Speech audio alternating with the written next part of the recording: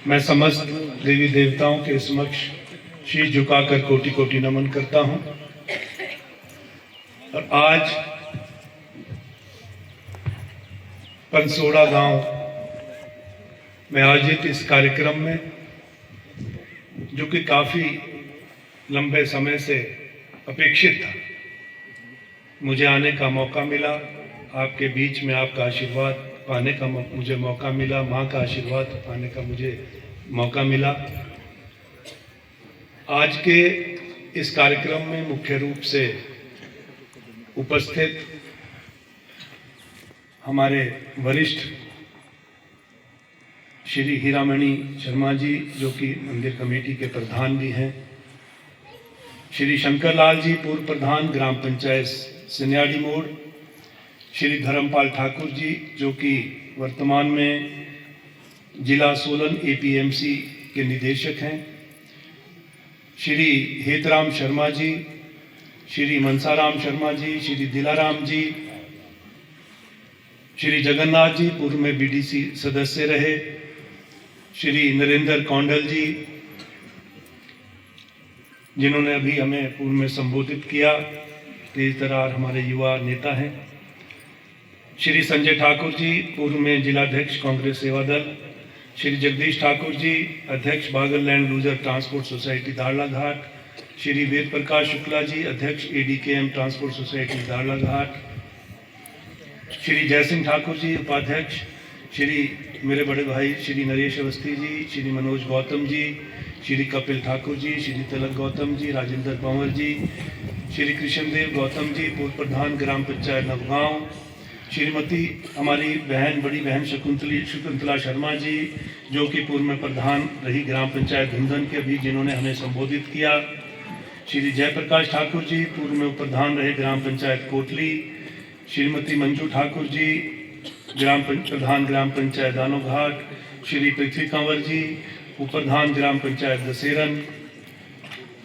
श्री रतनलाल शर्मा जी, पूर्व प्रधान ग्राम पंचायत बातल, श्रीमती रमा शर्मा जी, प्रधान महिला मंडल पनसोड़ा, श्री मस्तराम शर्मा जी, श्री संजय जी, श्री ब्रिजराम जी, श्री उपेंद्र वर्मा जी, पूर्व में प्रधान रहे ग्राम पंचायत चाखड़, श्री सुरेंद्र पाठक जी, उप प्रधान ग्राम पंचायत बखालग, श्री मनीराम शर्मा जी, श्री भूप सिंह महाजन जी, श्री रमेश शुक्ला जी, श्री बद्रीराम जी, श्री बाबूराम ठाकुर जी, लंबी सूची है, मैं कुछ नाम जरूर पढ़ना चाहूँगा, श्री करमचंद जी, श्री भीमदत्त शुक्ला जी, श्री विनोद कंवर जी, जो कि हमारे इंडस्ट्रियल ट्रेनिंग इंस्टीट्यूट के चेयरमैन हैं, श्री गोविंदराम पंचरू जी, जो कि मिलफेड के पूर्व में डायरेक्टर रहे, श्री विजय ठाकुर जी, पूर्व प्रधान ग्राम पंचायत चाखड़, रामलाल जी, श्री नीमचंद जी, पवन कुमार जी, श्रीमती रीता देवी जी, प्रधान महिला मंडल चांबा, श्रीमती निशा ठाकुर जी,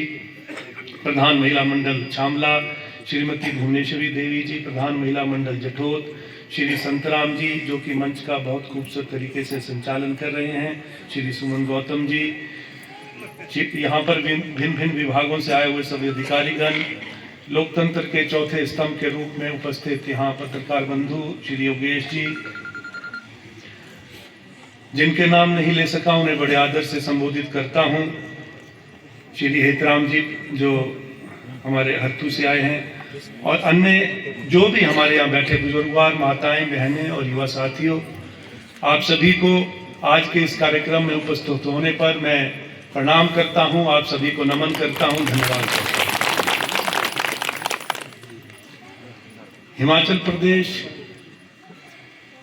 गांव में बसता है। हिमाचल प्रदेश 90% जो हमारी आबादी है वो गांव में रहती है। प्रदेश में सरकार बनी 3 वर्ष पूर्व लगभग माननीय मुख्यमंत्री ठाकुर सुखविंदर सिंह सुक्खू जी ने मुख्यमंत्री के रूप में शपथ ली। मुझे भी दूसरी बार विधायक आपके आशीर्वाद से, आपके सहयोग से बनने का मौका मिला, विधानसभा में जाने का मौका मिला। अपने हमारे जो गतिशील मुख्यमंत्री हैं श्री सुखविंदर सिंह ठाकुर जी की टीम का हिस्सा बनने का मौका मिला। जब पहली बैठक उन्होंने जो 40 विधायकों के साथ ली, उस समय ही उन्होंने अपना मन स्पष्ट कर दिया था, अपनी सोच को स्पष्ट कर दिया था। और जो उन्होंने पहली बात कही वो ये कही कि आज हिमाचल प्रदेश 1971 में जब हिमाचल प्रदेश बना और लगभग आज 52वें वर्ष में प्रवेश किया था हिमाचल प्रदेश उस समय, आज भी जो है हमारे जो ग्रामीण क्षेत्र के विकास आज भी जो है वो उस तरह से, उस स्पीड से नहीं हो पाया जिस स्पीड में होना चाहिए। तो और मैं चाहता हूं कि प्रदेश सरकार की जो पहली प्राथमिकता होगी वो ग्रामीण क्षेत्र को, कि आर्थिकी को मजबूत करने की होगी और ग्रामीण क्षेत्र के हर गांव को सड़क की सुविधा मिले, क्योंकि जो सड़कें हैं वो किसी भी समाज के विकास की धुरी होती हैं, जीवन रेखा होती है। ये संदेश माननीय मुख्यमंत्री जी ने सभी विधायकों को दिया और इसके साथ ही कहा कि आज आप विधायक बने हो, आप में से कोई मंत्री बनेगा, लेकिन आपकी जो जड़ें हैं, आपकी जो रूट्स हैं, वो गांव के लोग हैं। गांव के जो अंतिम पंक्ति में खड़े व्यक्ति तक आपको पहुंचना है। हर गांव का आपको दौरा करना है। आप विधायक बन गए इसका मतलब ये नहीं है कि आप सचिवालय के चक्कर लगाते रहें या अपने उन लोगों से संपर्क ना रखें जिन्होंने आपको यहां तक पहुंचाया। वो बात मैंने अपने जहन में रखी और उस पे पहले दिन से ही जो है मैंने कार्य करना शुरू किया। सबसे पहला कार्य जो पहले कार्यकाल में मैंने किया था, मैंने देखा कि आज हमारे अर्की विधानसभा क्षेत्र की करोड़ों रुपए की राशि जो रॉयल्टी के रूप में इकट्ठी होती है, क्योंकि माइनिंग एरियाज है, 2-2 सीमेंट प्लांट है और उनका जो माइनिंग एरिया है वहां से जो पत्थर निकलता है उसके एवज में प्रदेश सरकार को उस पत्थर निकलने के एवज में जो है करोड़ों रुपए की राशि मिलती है हर वर्ष। लेकिन पिछले बहुत समय से, जब से ये माइनिंग एक्टिविटी शुरू हुई है, सीमेंट उद्योग स्थापित हुए हैं, तब से 2021 तक वो जो माइनिंग का पैसा था, जो हमारा अधिकार था जिस पर, वो बाहरी जिलों को जाता था और किसी ने भी इसमें नहीं पूछा। मैंने इसकी जानकारी ली, मैंने इस पे थोड़ा काम किया। जो हमारा एक एक्ट होता है, जो हमारा कानून जिसके कारण जो है हमें अधिकार मिले हैं, रिहेबिलिटेशन एक्ट जो है, उसको पढ़ा और जब मैं विधानसभा के सदन में पहुंचा आपके आशीर्वाद से, तो मैंने 20 मिनट तक जो है इस मुद्दे पर जो है वहां पर स्पीच दी, चर्चा करी और सदन के सभी 68 विधायकों को यह सोचने पर मजबूर कर दिया कि जो अधिकार मेरा है, जो मेरा अधिकार मेरे क्षेत्र का है, वो मैं आपके साथ नहीं बांटूंगा। और उसका यह परिणाम रहा कि तुरंत रूप से जो है उस पर कार्रवाई हुई और पहले वर्ष में ही 24 करोड़ रुपया जो है अर्की विधानसभा क्षेत्र को आया, जिससे विकास कार्यों को गति मिली। और इस वर्ष भी लगातार जो है अब ये पैसा आता रहेगा और यही कारण है कि आज पंसोड़ा की जो सड़क है, चंबा की जो सड़क है, आज अगर वो अधूरी बनी है, वो शुरुआत मुझे खुशी है कि आपके द्वारा सहयोग से, आपके अपने सहयोग से शुरुआत हुई, लेकिन 19 लाख रुपए जो है उसमें पहले इस सड़क के निर्माण के लिए जो पीडब्ल्यूडी विभाग द्वारा जो लगाया गया था, वो उसी राशि से जो है वो दिया गया था, वो उस समय जब पहली बार हमें पैसा मिला था। तो ये ताकत जो है, ये ताकत आपने मुझे दी है। ये ताकत आज वर्तमान में जो मेरा स्वरूप है, जो मेरा वजूद है, वो आपकी देन है और ये मेरे लिए ऋण है। मैं आपका लोगों का ऋणी हूं, क्योंकि ये ऋण मैं तभी चुका पाऊंगा जब मैं अपने क्षेत्र के विकास की योजनाओं को गति दूंगा और जो आपके कार्य हैं उनके लिए बजट का प्रावधान करूंगा, तभी मैं इस ऋण की वापसी करूंगा और उसके लिए मैं प्रयासरत हूं और मैं बिना भेदभाव के अर्की विधानसभा क्षेत्र का सर्वांगीण विकास करवाने की कोशिश कर रहा हूं। मैं हमेशा कहता हूं कि जब मैं चुनाव लड़ता हूं तो मैं कांग्रेस पार्टी का उम्मीदवार रहता हूं, लेकिन आज मैं विधायक बना हूं तो मैं सभी का विधायक हूं, पूरे क्षेत्र का विधायक हूं। और बिना भेदभाव के जो है विकास कार्यों को गति देना ही मेरा ध्येय है, यही मेरा उद्देश्य है और यही मेरी प्राथमिकता रहेगी। तो ये मैं आपसे कहना चाहता हूं। कई बार ये भी हो जाता है, छोटी छोटी राजनीति में अपने निजी स्वार्थों में हम फंस जाते हैं और उससे क्या होता है कि हम कई बार भ्रमित करते हैं, समाज को भी भ्रमित करते हैं और उसका श्रेय जो है हम लेने का प्रयास करते हैं। लेकिन सत्य छुपता नहीं है, देर सवेर वो कभी ना कभी सामने आ जाता है। मैं बहुत समय से यहाँ आना चाह रहा था, लेकिन किसी ना किसी कारणवश जो है उसमें व्यवधान पड़ रहा था, लेकिन प्रभु ने जब निश्चित किया हो तभी आना होता है और आज मैं आपके बीच में उपस्थित हुआ हूं। मैं तो आपके घर का हूं और ये जो मान सम्मान आज आपने दिया, मैं कह रहा था कि अन्य भिन्न भिन्न संस्थाओं ने, महिला मंडल से लेकर युवक मंडल तक और स्थानीय लोगों द्वारा जो यहाँ सम्मानित मुझे किया गया, मेरे लिए तो सबसे बड़ा सम्मान वो था जब आपने मुझे पहली बार विधायक बनाकर जो विधानसभा भेजा। इससे बड़ा सम्मान मेरे लिए कोई नहीं है।